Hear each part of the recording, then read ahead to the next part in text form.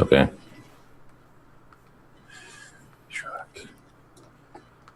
At the dawn of the Third Age, the land of Issrak was thriving. With the end of the Orcish-Elven War, the land is finally at peace. New kingdoms arise, alliances are formed. But that's a story for another time, for our story doesn't start in the heart of civilization, but in the lonely peninsula beyond the Dragon's Belt. Here, old hatreds still live near the most curious village of Miriel. No one knows when or how this village appeared on the edge of the aquamarine waters of the Southern Ocean. You see, this village has been blessed. There is no disease, food is plentiful, and everything seems to go right. The few that know about this hidden miracle fear it, for this place is unnatural.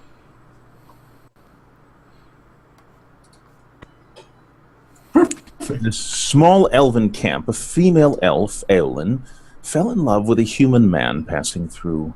Their love was frowned upon by both races, so they kept it secret, suppressing the rumors and small talk by keeping a public distance. One beautiful summer day, Eowyn woke up and was overcome with the realization that she was going to have a daughter. She joyously shared the news with her human partner, but to her dismay, her news brought him no joy. Fearing rejection from his family, he fled the elven camp, leaving Eowyn to raise the daughter on her own. The daughter, oh man, I'm going to mess this up. Eleanor was beautiful. Elanorel, I knew it. Okay, the daughter, Elanorel, was beautiful with long flowing red hair and violet eyes, but was shamed by the elven community. She used her long hair to cover her less pointy ears, but her mother's infidelity was impossible to hide. Eventually, Elanorel realizes that her life will be a misery if she remains at camp. With her mother's weary consent, once she reaches 12, she leaves on her own to the nearby woods. At first, going through the woods is like stumbling in the dark. Elanorel trips over tree roots and scrapes herself on branches. Exhausted and hungry, she sits at the base of a large tree with long, beautiful, outstretched branches that seem to reach out to her and comfort her. Suddenly, she hears a menacing grunt that is slowly getting louder. She turns around and notices two orcs creeping up towards her with a lecherous look in their eyes. Panicked, she stands backed up against the tree with no way to run. One of the orcs lunges forward and she grasps at the tree's roots that come out of the ground and wring the orc's neck. After watching the murder of his friend, the other orc turns around in terror and flees. Elanorel cannot believe that the tree protected her, and she turns around and wraps her arms around the tree. The roots move again and twist themselves into the shape of a tall quarterstaff and places itself in her hand. She delicately takes the staff and sees the name Arinda carved into the side. Arinda, the magical wooden staff, has been given to her by this incredible tree, and she feels its protection over her. Elanorel realizes this forest will protect her, and it is her duty to do the same. 50 years pass, and Elanorel becomes one with the woods, moving silently and gracefully through the underbrush. Through the years, she has noticed a change in the woods. A force is stirring, and some of the animals seem to have become aggressive. She has spent her time reclusive from the rest of society, except for occasionally visiting a small monastery on the edge of the forest. One day, she hears an orc careless stomping through the woods, and her hair instantly stands on end. She quietly peeks through the bushes to see what is going on, and notices that he isn't like other orcs. He appears to be half orc, half human. This orc seems weak, hungry, and afraid.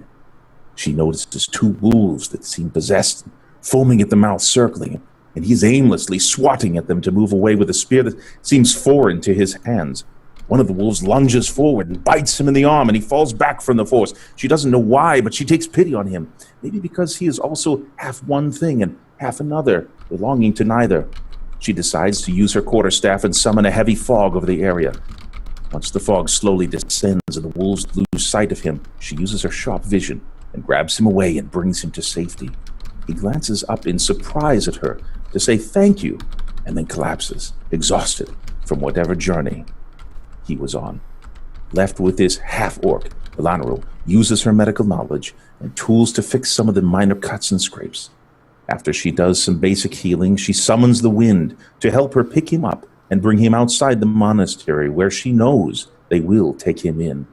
The monks find him laying outside and bring him in as one of their own. He joins the monastery and lives as a monk. Every once in a while, she leaves the woods and visits him at the monastery. They sit together as companions, not gossiping about life, but rather sitting, meditating in the forest, musing over observations and the occasional feeling. Their friendship is one of mutual understanding about themselves and the circumstances that have brought them together. Life goes on as usual until...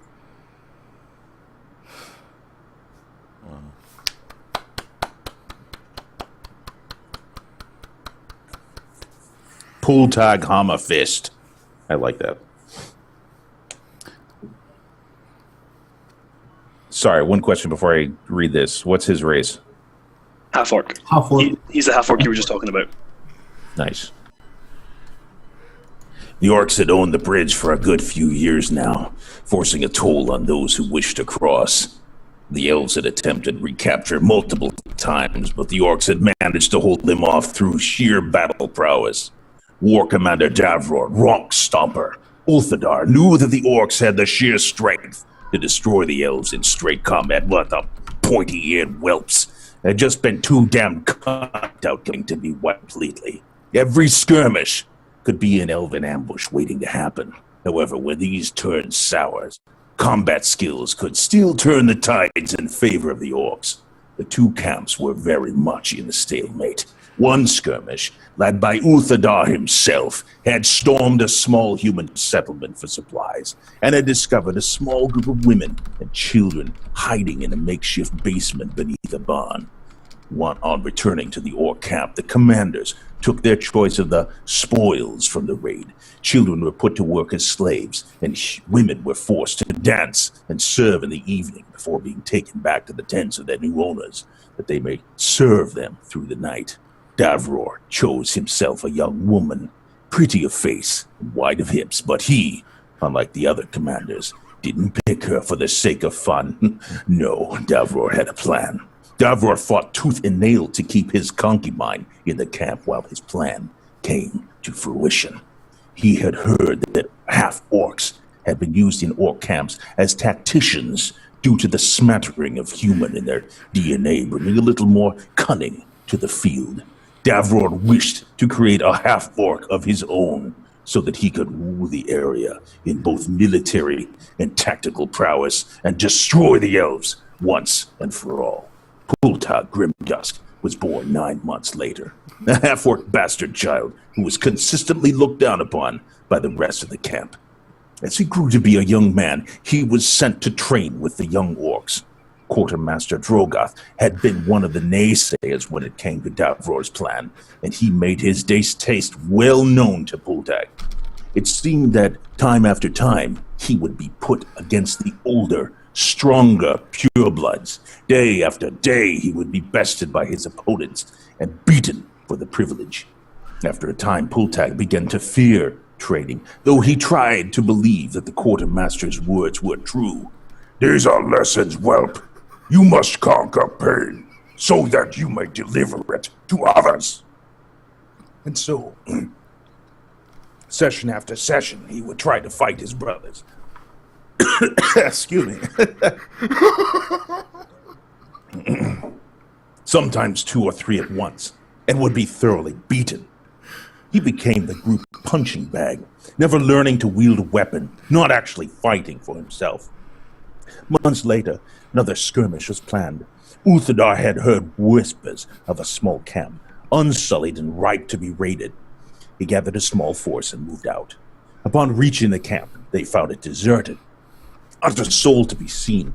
Suddenly, a cry was unleashed from the nearby woodland as an arrow screamed into view, lodging itself directly within the eye of Ulthadar's lieutenant, Gartoth. As Gartoth fell, the sky darkened momentarily as it filled with spinning wooden shafts and glinting metal arrowheads. Within moments, 9/10 of the skirmish group was dead or injured. The only option was retreat. The elves had surely won this.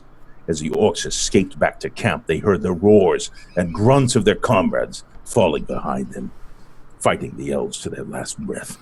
Of the 20-strong group that left camp that morning, only 5 returned. Ulthadar was one of them. Cries went out across the camp that Ulthadar had led a skirmish to their death for the last time. All of the bile and hatred that had built up against him while he nursed his bastard child suddenly burst forth as though a dam had erupted. The mob gathered round him, and with no strength to hold him off, Ulthadar was slaughtered for his mistakes. Before his head had even hit the floor, the search for Pultag had begun. The bastard child of a weakling, half human to boot. But the boy was long gone. When Pultag had seen the mob crowding around his father, he knew it wouldn't be long before they came for him.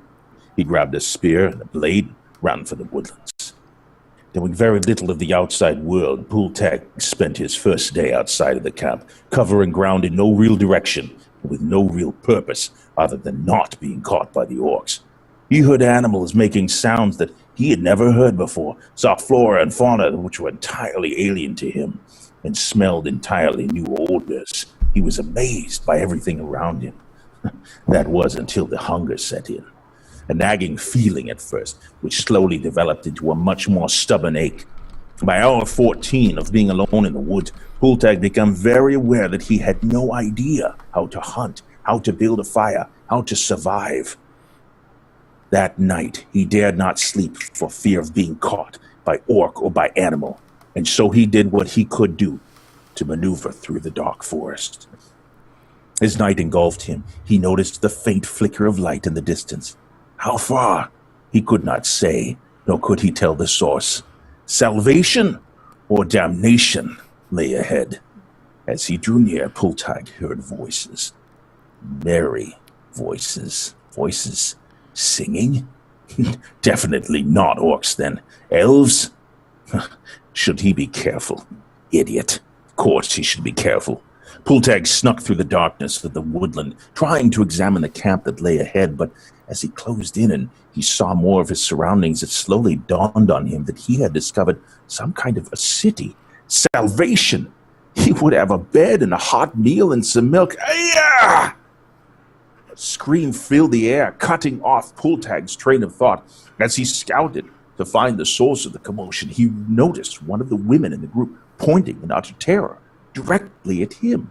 Pultag stepped forth from the trees with his hands raised. He approached the group, now much more anxious than they had been, to offer his friendship. He had not taken 3 steps before 2 blades were drawn, their owners beelining for him. Unwise of you to come here alone, orc. We'll gut you and send you back to your chief, you ugly pig dog. No, I just came to spy on us. I bet you filth to tell your brothers what you've seen here. Well, you'll be spreading no information tonight, scum. With that, the 2 men charged Pultag. He turned and fled back into the woods, which had brought him to this terrible place. He ran and ran until his legs felt like they explode. Then he ran some more. He turned into a dark, dank cave, cowered into a corner, and held his breath. Nothing. Pultag allowed himself a small sigh of relief and slowly caught his breath. In, out, in, snarl. No.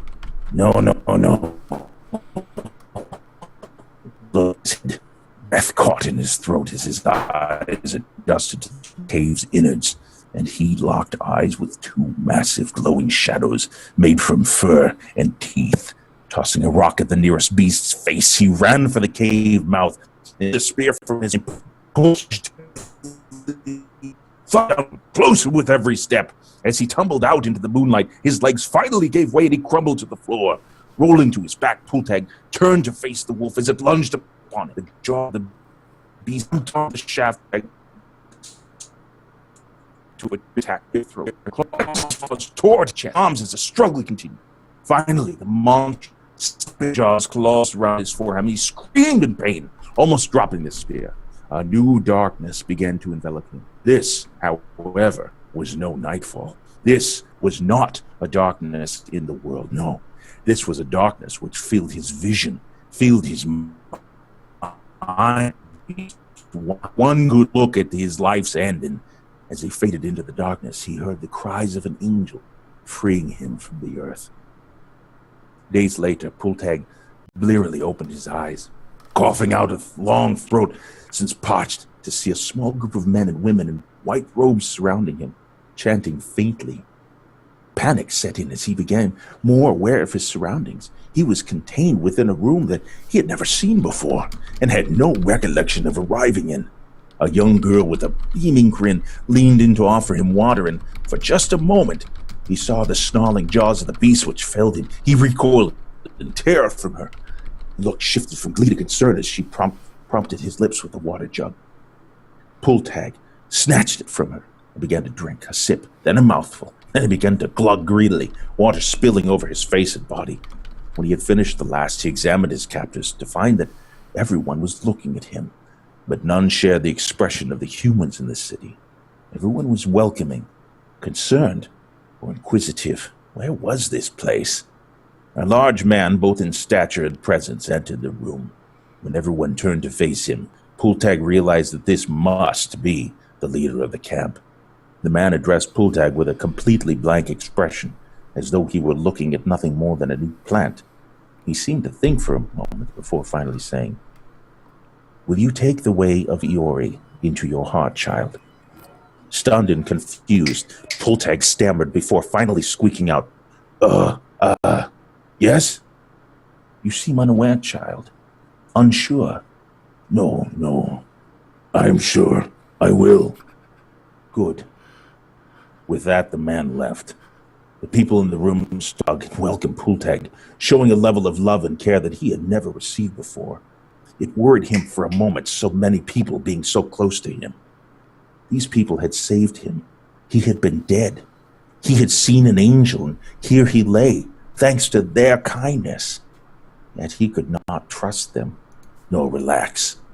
They explained that he was in the monastery of Iori, the god of enlightenment and self-perfection. Over the next few hours, Pultag discovered that the mysterious man from before was the abbot of the monastery, and that they were no strangers to bringing in outcasts. While being led around the training grounds, he saw his angel. Her red hair was a powerful flame in the sunlight, a beacon of hope to him. He learned her name was Lanro, and though no angel, she had indeed saved him that day. Over the coming years, Pultag trained with the monastery. Here was a place that he could belong. He learned to defend himself with fist and foot through regular martial training, discipline through his chores, and piety through prayer. What Pultag never gained, however, was confidence. He and Elanro would spend time together whenever possible, though they spoke little, and through all these years at the monastery, there had been regular trips to Mariel to gather supplies and sell the honey which they created within their walls. At first, he had always tried to find reason to avoid it, chores, prayers, hiding, whatever he could do. When he did have to go, he kept his face hidden and avoided actual interaction with the people of the city.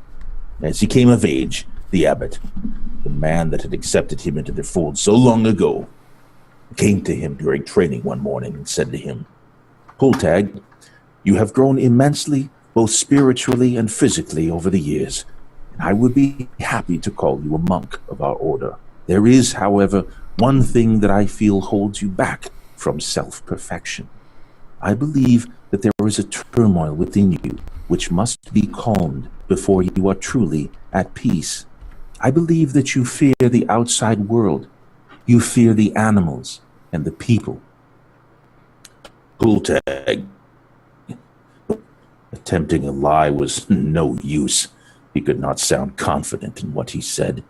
He knew that the abbot was right. He had never recovered from the wolf attack, nor from his exile. He was afraid to trust anyone that was not a monk of Iori. "And I wish to send you out into the world. But abbot, listen, child, for you have but two options. You will leave the monastery. That is not in. You will either resolve the maelstrom in your soul of the order, fail and never return." Pulled knew no working with the old man, and so he did. The next morning, with his shaking heart, front gates. Years had passed since he had been carried across that threshold. The feelings all came rushing back. He was exiled once more. Awesome. Oh man. Oh man. I'm like. And now, as the morning dew lifts from the ground, Poltag meets Elanaral at the edge of